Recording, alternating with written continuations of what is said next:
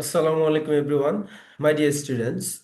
In this video, I'm going to show you how you can easily learn to describe graphs and charts.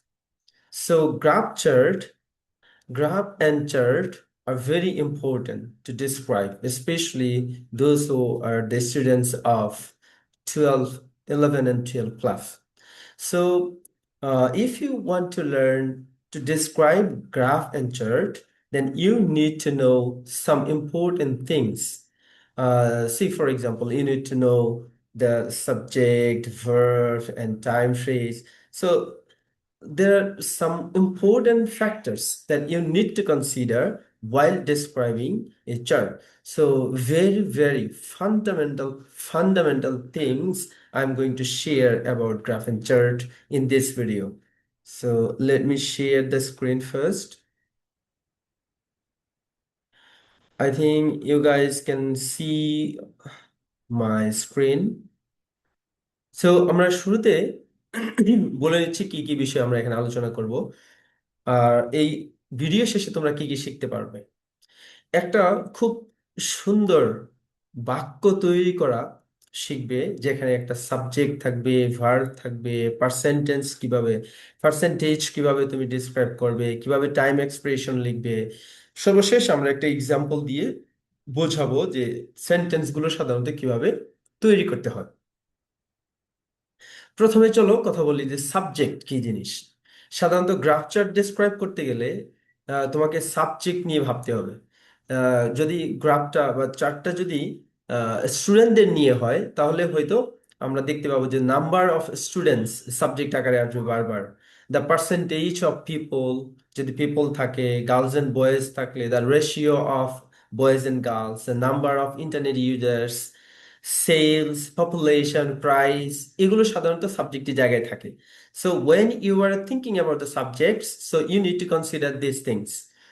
Most of the cases the number, percentage, ratio, এই জিনিসগুলো কিন্তু তুমি use করতে পারবে। বারবার একই subject ব্যবহার না করে ঘুরে ফিরে কিন্তু তুমি বিভিন্ন ধরনের সাবজেক্ট ব্যবহার করতে পারো, যদি তোমাদের এই জিনিসগুলো মাথায় থাকে। আমরা একটা এক্সাম্পল দেখিয়েছি, তুমি যদি দেখো, the number of students increased. এখানে দ্য নাম্বার অফ স্টুডেন্টস হচ্ছে হলো সাবজেক্ট। সাবজেক্টের পরে ভার্ব। ভার্ব হচ্ছে কয়েক ধরনের। যদি ইনক্রিজ করে তাহলে এক ধরনের ভার্ব ইউজ করতে হবে, ডিক্রিজ হলে মানে হ্রাস পেলে, বৃদ্ধি পেলে, আবার হচ্ছে স্ট্যাবলেট হলে মানে একদম ফ্ল্যাট থাকলে, মানে বাড়েও নাই কমেও নাই, তখন কি করবে। তারপর হচ্ছে হলো ফ্লাকচুয়েট করে, ওঠানামা করে।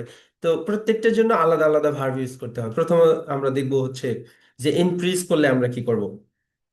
বৃদ্ধি পেলে আমরা ইনক্রিজ লিখবো, রাইজ লিখবো। তারপরে গ্রো, ক্লাইম, আরো অনেকগুলো ভার্ব আছে, গো অফ।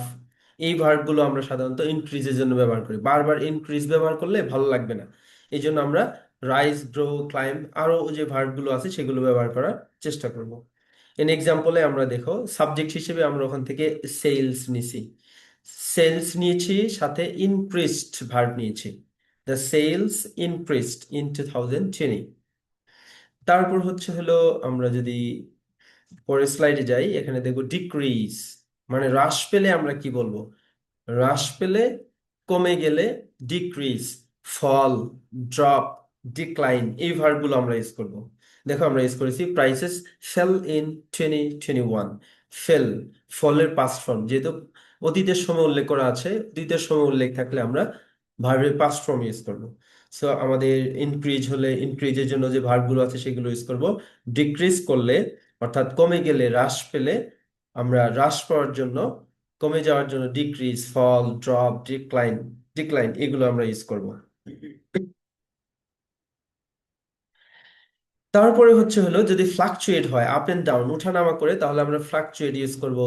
রিমেইন স্টেবলেট ইউজ করব যদি চেঞ্জ না হয়। আগের বছর যে পরিমাণ সেলস ছিল, এইবারও সেল সেম, বা আগের বছরের পরিমাণের সাথে এই বর্তমানের পরিমাণ যদি সমান হয়, তাহলে রিমেইন স্টেবলেট, স্টে দ্য সেম, এগুলো আমরা ইউজ করতে পারি। যেমন প্রাইসেস ফ্লাকচুয়েটেড, মানে প্রাইস ওঠানামা করেছে।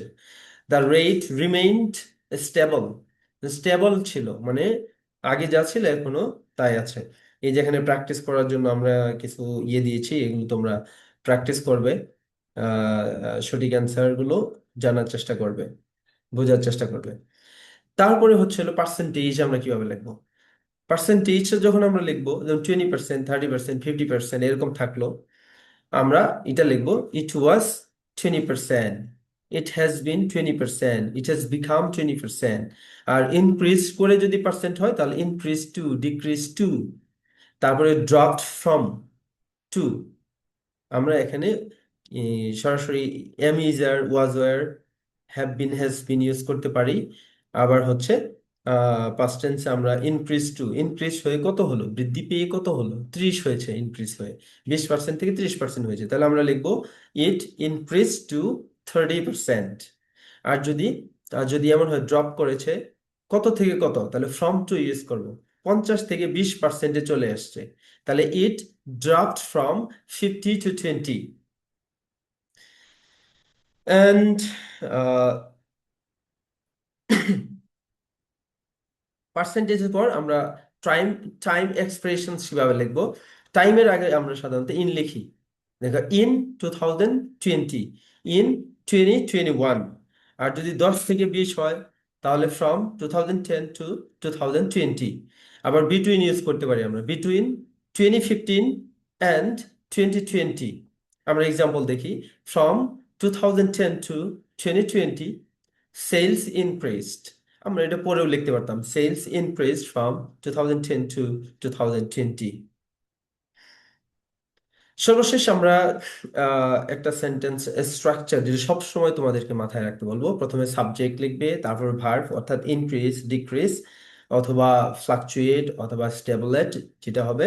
তারপর নাম্বার, পার্সেন্টেজটা লিখবা কত, 20%, 10%, যাই হোক।